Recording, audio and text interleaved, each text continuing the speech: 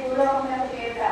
అదితో శ్రీ మహాలక్ష్మి అదిలో పంపున చింతించి వైకుంఠమున వీడిని భూలోకంబకు అరుదించి కొండలు కోనలు పర్వతంబులు సముద్రాలన్నీ దాటోచు మచ్చదనాల శోభలు ఉన్న గోదావరి తీరము చేరెనుగా పవిత్రమైన గోదావరి కల్లాపురమను స్థలములలో వర్ణశాల నిర్మాణం చేసి జ్ఞానముద్రలో నిలిచెను తల్లి.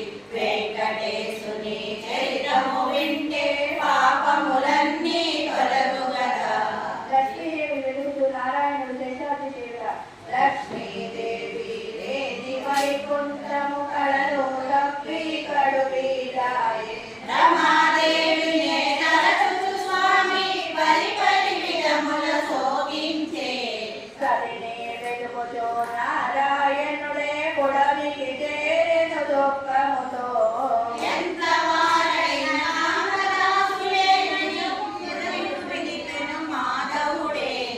రాములయేశ్వరి లక్ష్మీదేవి ఒకవరి వీరు చూసారాయని. చెట్లు పుట్టల నడుగుతూ స్వామి శేషాద్రిని చేరెనుగా. అలసి సొలసి ఆదమలసి నిద్రాహారము మైమరచి పుట్టని కూటిగా చేసుకొని పరితపించెను పరమాత్మ. వెంకటేశుని చరితము వింటే పాపములన్నీ తొలగు గదా. బ్రహ్మ శివుడు ఆవుగా దూడగా మారుట.